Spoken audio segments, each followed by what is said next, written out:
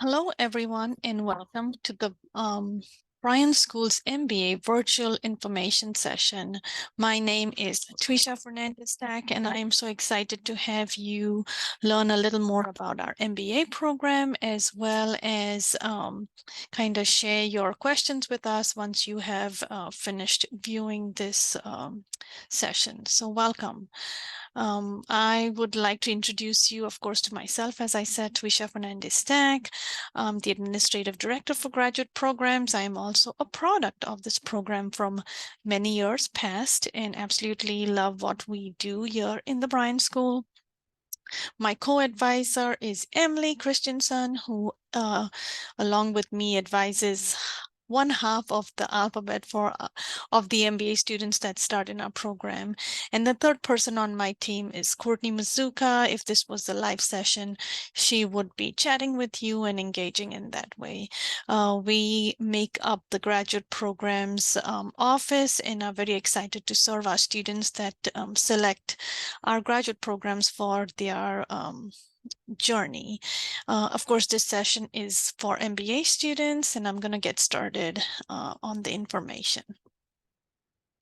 Of course, if you have questions, don't hesitate at the end or after you finish listening to this session to send them in to our graduate recruiters or to myself or Emily or Courtney.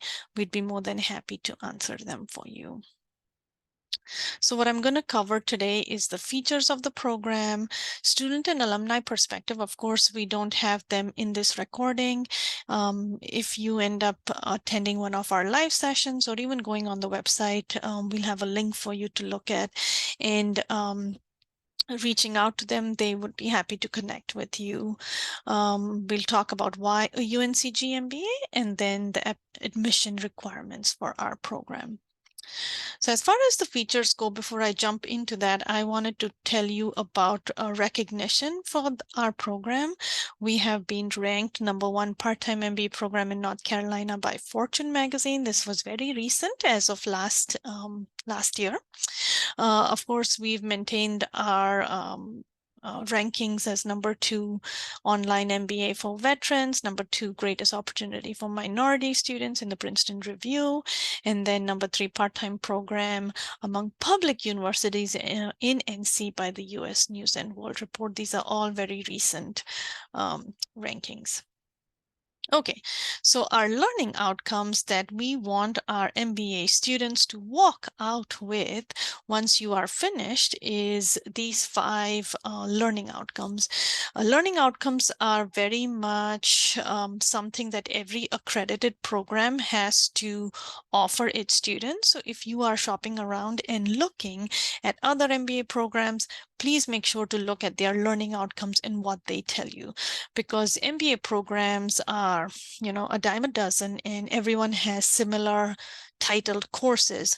The more important thing is once you take those courses, once you take that program, what is the unique features to that MBA program? You can tell that from the learning outcomes.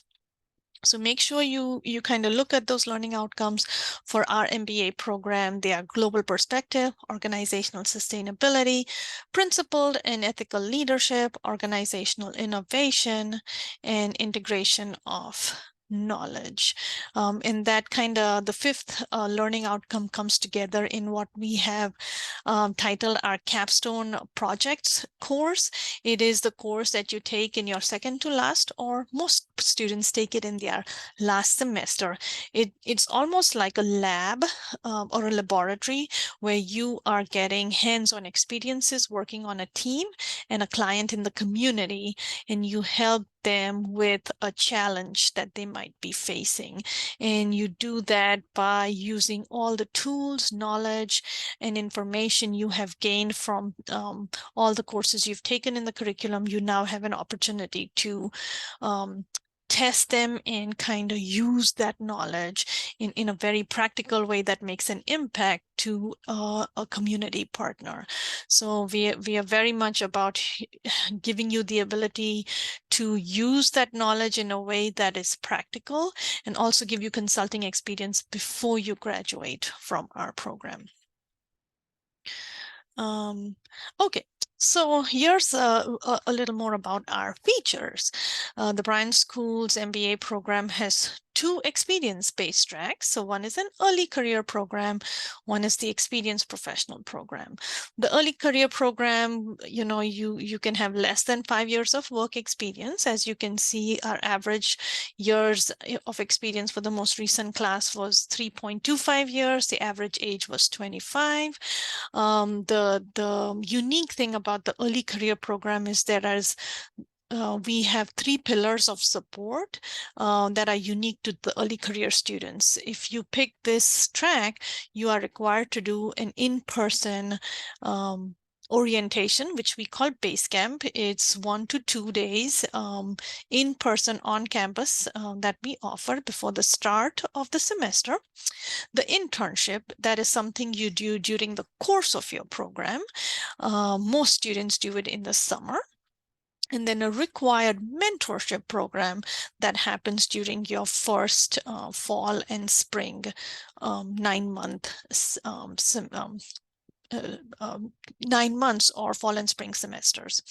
So the early career track is made up of that unique feature that requires 3 additional things, which the experience program professional does not. But then what happens over there is you are coming to us with 5+ years of work experience and do not need that additional boost that we are giving the early career students. The average professional work experience, as you can see, for our most recent incoming class is 10.25 years. The average age is 36 years. We admit for fall and spring. So summer is not an admission term, but fall and spring we offer admissions. And I think on the last slide that I will present, there are some application deadline dates that you can look at. Okay, so 2 experience-based tracks. Then the next choice you get to make is learning format. So do you want to learn on campus with some online options, or do you want to learn fully online? If you pick the first option, campus with online options, courses on campus are offered Monday through Thursday from 6:30 to 9:20. And the online courses are, of course, asynchronous. So if you pick this option, you can, every semester, at the start of every semester, you can decide, hey, if I'm taking 2 classes, do I want to do one on campus, one online? Do I want to do both on campus? Do I want to do both online? As you can see from the fee structure a little later, this option charges you a little more for the flexibility, but you get the choice semester to semester to decide what combination do you want to take your classes in. If you pick the online only option, all your classes will be online. You have no option to come to campus for a course. And of course, the online courses are totally 100% asynchronous, meaning there is no mandated meetings for these courses. Now, please keep in mind for our early career track students, regardless of what learning format you choose, on campus with online options or online only, base camp, which is our mandatory in-person orientation, is required. So even if you pick online, the in-person base camp orientation is required for our students. So just keep that in mind. Okay, and then the third choice you get to make. So when we say we meet our students where they are, that happens through these choices we are giving you. So the third choice you get to make is whether you want to pursue a full-time enrollment or part-time enrollment. So if you think about our semesters, they are 15 weeks long. Summer classes, we have a summer semester. We don't admit in the summer, but we do have a summer semester. In summer semester is made up of 2 sessions. Session 1 is 6 weeks, and then session 2 is 6 weeks, and they are all online. So you could be, for my early career track student, you could be doing an internship in New York and still be able to take classes if you wanted during the summer. So if you go for the part-time option, which most of my working professionals who are working 40+ hours, they go at this pace. You take 1 to 2 classes every semester, including summer, and the average completion is about 2.5 years. If you go full-time, which is 3 or more classes per semester, most of my international students, as well as those that are working 20 hours or less, tend to go at this pace. And depending on how you schedule your credits, it can be completed between 21 and 24 months. So again, we offer admission fall and spring, and you make 3 choices at the point of that application. The first choice is whether you want to be experienced track or early career track. Second choice is whether you want to go on campus with online options or online only.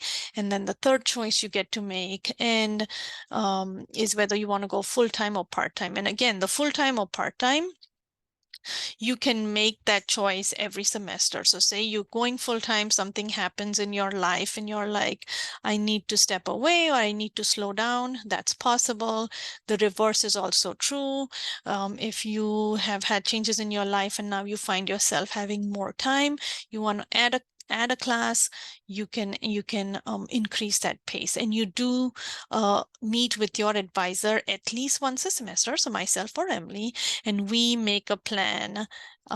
We touch base every semester with you to make sure any changes are reflected in that plan of study. So it's very much a partnership in terms of how you navigate the curriculum through the program.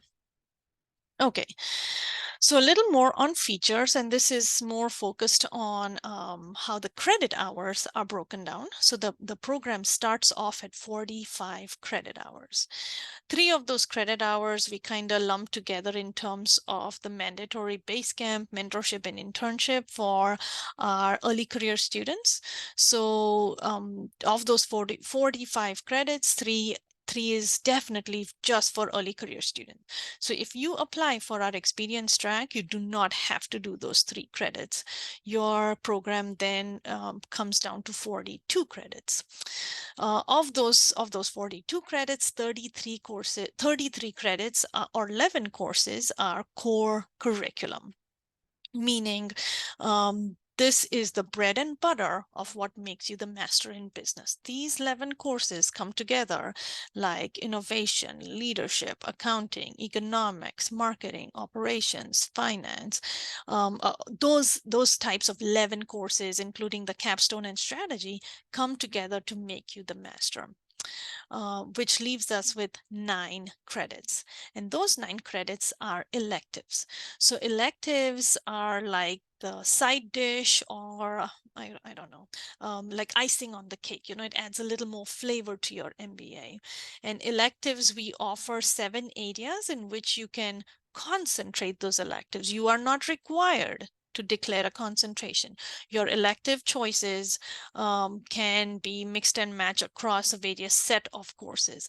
If you do choose to take all your electives in one of those 7 areas, then you can declare a concentration. I'll talk a little more about certificates on the next slide, but hopefully you get an understanding of how those 45 credits are broken down. Okay, so then as far as those 9 credits of electives go, lots of choices. So some people get focused so much on those 9 credits, they forget that I'm really here to do the MBA, which are those 33 credits, 11 courses. And the 9 credits are where you can add some, 9 credits of electives are where you can add some flavor or customization. So the first column gives you some choice of free electives, meaning you can take courses in gerontology, which is outside the business school, conflict resolution, library science, nonprofit management, public health, all outside the business school. But if you're in that area, if you're adding an MBA while you're in healthcare or public management or nonprofit management, you can add those types of courses as your electives to add a little, I don't know, to your area of expertise. The middle column is concentration. So these are very formal, approved areas of concentration. If you decide to take all your 9 credits in one of those 7 areas, you can declare a concentration. Or if you declare the concentration, you have to take all your electives in that area. And then the last column is certificates. The Bryan School, this is kind of unique maybe to the Bryan School. It offers these 14 13 certificates that are made up of 12 credit hours. So say you are interested in cybersecurity. You can, while you're applying to the MBA, you can also apply to the cybersecurity certificate. The cybersecurity certificate is made up of very specific 4 courses. What would happen is, as you are attempting to navigate those 4 courses, we will take 3 of them and apply it towards the MBA as electives, and complete or check off those 9 credits required in terms of electives. So you get to kind of double dip for electives, where you can grab a certificate, but then 3 of those courses within the certificate also fulfill MBA requirements. So it's kind of neat. If one of those 13 areas are of interest to you, you can kind of get 2 for 1 in terms of your credit hours. So that's as far as the curriculum goes, how it's broken down, and how you can kind of customize it with your electives. I usually get a lot of questions at this point in the presentation. Of course, I'm recording it for our students today. So hopefully, if you have questions, please make a note of them and send them into our grad recruiting team. Okay, so the next topic is our program cost. As you can see from the table, the first one on the left-hand side top talks about MBA program on campus with online options. And the second table is MBA program online, which was one of the choices you make when you apply. Do you want to go fully online, or do you want some campus options with the ability to take online classes whenever you want? The cost for an in-state student, if you want to come to campus with some flexibility, the program cost is about $27,500. As compared to that, you can see for the in-state full-time study cost for online programs is $24,000. So the couple of $1,000 difference there is the various fees that a student coming to campus pays for access to facilities like the rec center, the library, the health center. There are certain things that campus students get that you pay for in fees that you can then access those services for. As you can see from the table, your cost does depend on whether you go as a campus student or whether you come as an online student. But the second more important determining factor is residency. When you fill out your application, you will be pushed out to a residency determination portal where you will give your information and your residency is determined at that point. If you are a tax-paying citizen of North Carolina and you've provided that information, you would pay the in-state rate. If you are an international student, you always end up in the out-of-state category. The outside of NC in the online table is a unique category where if you are a student in Pennsylvania or Florida or Texas, you are consuming our MBA from that other state, then you would pay the outside of NC tuition rate. So hopefully that kind of makes sense in terms of how cost is determined per the delivery mode as well as the residency. Okay, so there's so this is our financial information slide. A wonderful opportunity that our grad recruiting team offers is this finance and funding webinars. If you haven't done one, please do it. They share information of how other graduates are paying for their education, as well as share various ways that students that have gone through the program have paid for their degree. As far as the MBA program is concerned, our most popular option, of course, is this financial aid. It is for federal financial aid, so it's only for U.S. citizens, and it's loans that come through the federal government. There are payment plans that our cashier's office offers. So if you do not want to pay the lump sum, you pay by the semester, number one. So you don't pay that $27,000 all up front. You pay by the semester. And say your first semester bill is $3,300, and you do not want to pay all of that upfront. August to January is usually the deadline to make payments. You would enroll in this monthly payment option and then split up that $3,300 over 3, 4, or 5 installments. So it just helps with your cash flow. And then as far as fellowships, assistantships, and scholarships are concerned, they are usually given out for the academic year, so fall and spring. And we request students to apply by the March 1st deadline. And it is the priority is for students starting in the fall, because that's when how budgets work at the state level and how we make our offers. There are some offers or scholarships, assistantships available for students starting in the spring, but it is a very small amount as compared to what might be available in the fall. Again, to be eligible for that and be considered for it, you do not have to do anything special. It is you check off a box on your application and make sure to have all your pieces complete in the system for us to review by March 1st. Okay, that's financial information. And of course, the student and alumni perspective, I don't have any live or students present to do a recording for this, but if you go to bryan.uncg.edu/grad ambassadors, there's a whole list of students, and we update this constantly as students are graduating and new students start, a list of ambassadors that you can reach out to and hear from firsthand about their experiences. Okay, so I've talked about program options and I've talked about cost. The biggest question I get is, what is the outcome? What are some of the outcomes you see from your students in terms of their job prospects or job titles? What companies do you work with? So this quick slide kind of summarizes where our students go in terms of their companies, but also what kind of positions they hold. And you can see from the various titles on this screen, there is no one size fits all. The MBA by design and by nature and even by name is a Master of Business Administration. It is not a specialist. So it does not make you an accountant. It does not make you a financial analyst. It does not make you a marketer.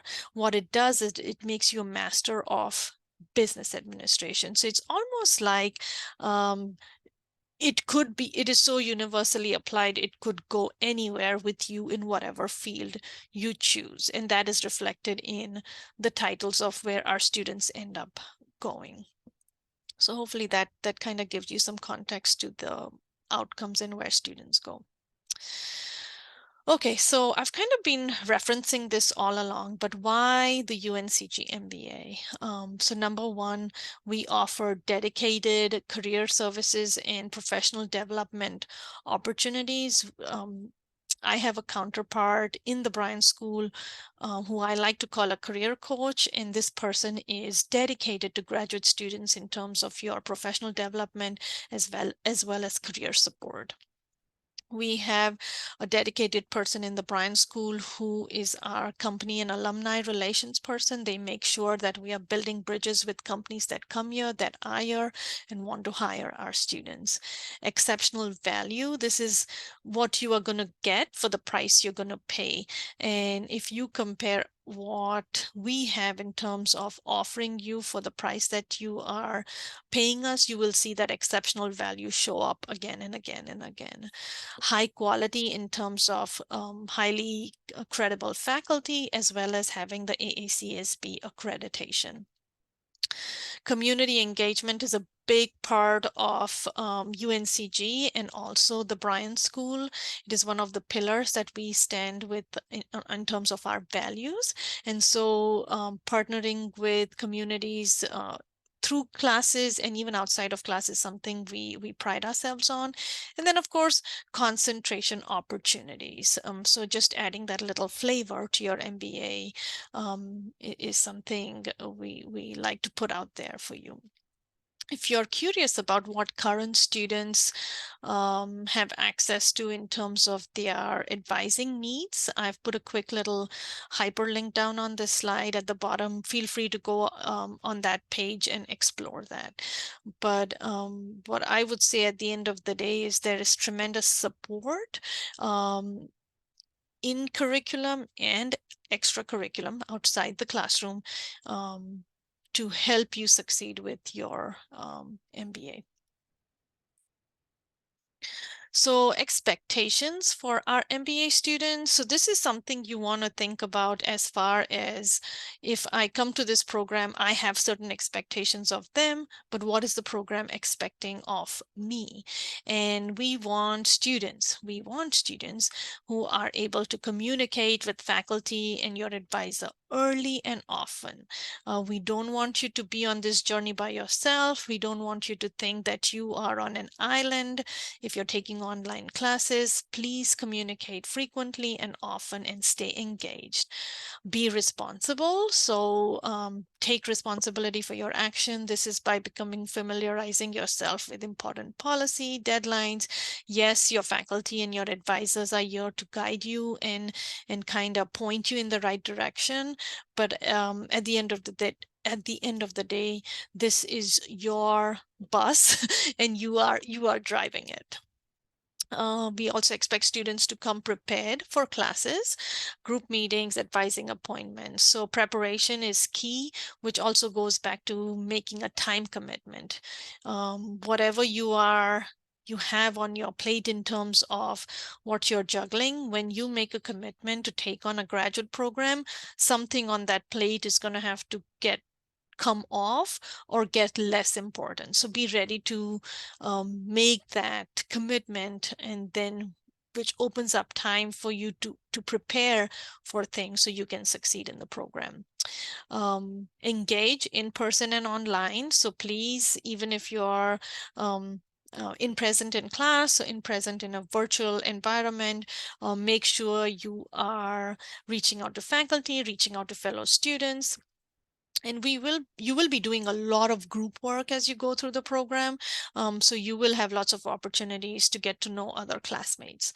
Seek help when you need it. I cannot emphasize that enough. Sometimes students are like, oh, I'll figure it out, only to be in week 11 of the semester and be so far behind that nothing can help you overcome that deficit of being able to succeed. So seek help when you need it and get technology savvy. Really, in this day and age, we want you to be comfortable with navigating file folders, Box, Zoom, Microsoft Teams, all of the MS products in terms of Excel and Word and PowerPoint. So just being comfortable and confident in that area. And then as far as attributes go, and this is something you want to think about when you are writing your essay or when you are requesting references, your references. These are some things we look for or pick up on in those pieces of your application. So someone who's committed to learning, having the ability to balance educational, personal, and professional pursuits. So it goes back to that time management, ability to prioritize and manage time. Someone that comes with or has a numerical, quantitative ability or is willing to learn in that area. Strong communication skills. You're going to also get a lot of opportunities to practice this in your team presentations and group projects. Being a team player, looking for continuous improvement. And while all this can be very serious and very demanding, also having the ability to step back and have fun and kind of just take it in. So this is what we're looking for in terms of attributes. This is important because this is what we are looking for in terms of a good fit with our students, right? So every program is not for everyone. Just like in any relationship, you know, every what was I going to say?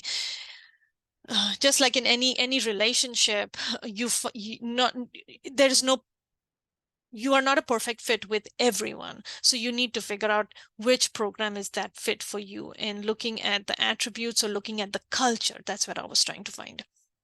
Looking at the culture of the program, you want to see where you fit in terms of culture, and the qualities that we are looking for is what you see on the screen.